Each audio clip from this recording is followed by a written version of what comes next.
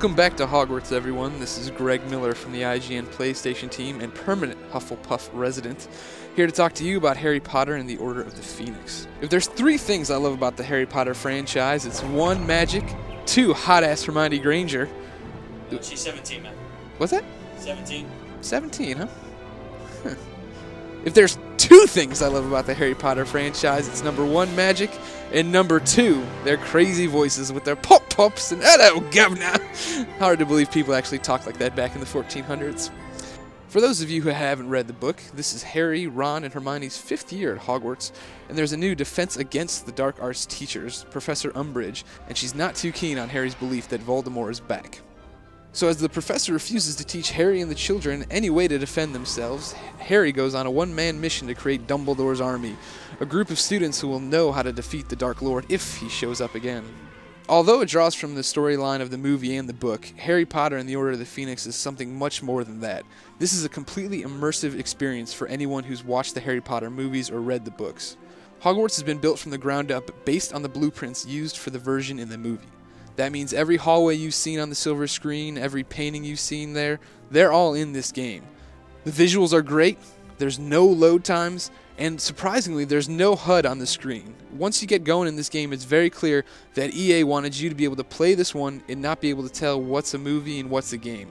As you and Harry's friends explore the corridors and passageways of Hogwarts, you'll be guided by the Marauder's map. With a tap of it, you bring up the yellow piece of parchment and can select what room you'd like to go to or what character you'd like to find. You choose them by pressing down on the X button, and then when you go back to the HUD-less screen, inky footprints appear to lead you to your goal. Also, rather than throw in a lot of action that you wouldn't see in the movie or try to make Harry Potter something it isn't, this game focuses on making you a student in Hogwarts. You'll walk around, go to potion classes, try to get good grades, and interact with the students. Beyond that, you'll learn 6 combat and 6 non-combat spells. Non-combat spells become very, very important if you want to unlock everything in Harry Potter.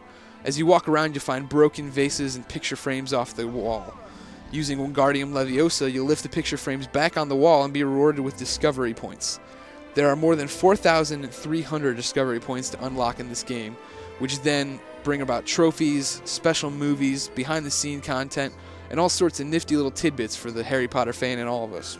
Although the actors behind Harry Potter and Hermione don't provide their voices for this game, Ron, his brother, Draco, and some other movie favorites stop in to lend their voices.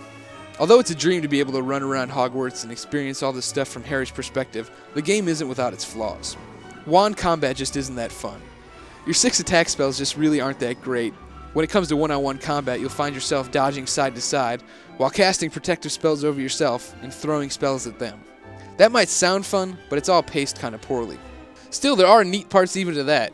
Since there's no HUD, there's no health bar, and there's no magic bar, there's nothing like that. So when you're fighting someone, and you hit them, and they hit you, the only way to tell who's winning is by actually observing what's happening. Maybe Harry will be clutching his side, or Draco will be on the ground. But eventually, you'll know you've won once you knock them flat on their face. Although it's awesome that the score from the movie was carried over to the game, and it sounds really good coming out of the PS3, the way it's built on top of the dialogue drowns out a lot of the characters' voices. That means no matter how loud you turn up your television, you can't quite pick up on what people are saying at times, and that's frustrating. Another plus and drawback is the cutscenes. They're built on the same graphics that the game uses for in-game action, which is really cool and immersive, and I like that. But the problem is that these character models just don't look that good in cutscene motion. Everybody who walked by my desk kept saying they look like zombie children. They're real pale, their teeth are jagged, and it just didn't work all that well. Even though, when the cutscenes would end, sometimes I wouldn't know to grab the joystick and start moving because I thought it was still happening. While down in Wii Land, Matt can't stop raving about the Wiimote controls for this game. EA tried to take advantage of 6-axis controls on the PlayStation 3, and it just doesn't work all that well. Moving the controller around in circles or jumping it up and down, it just doesn't make me feel like I'm using a wand the way a Wiimote would. So I found myself turning that option off and using the right analog stick all by itself. So if you ever dreamed of roaming Hogwarts, this is the game for you. There's secret passages, gobstones, and wizard chests to play, and there's just tons and tons of stuff to explore. It's not perfect by any means. There's hiccups, it doesn't always sound that great. But the fact of the matter is, I like Harry Potter enough and enjoy the movies even though I never read the books. And I thought this game was good enough to give a 7.6. So if you're a crazy Harry Potter fan like my fiance is, chances are you'll love it. For the full written review, check out IGN.com. Hufflepuff for life!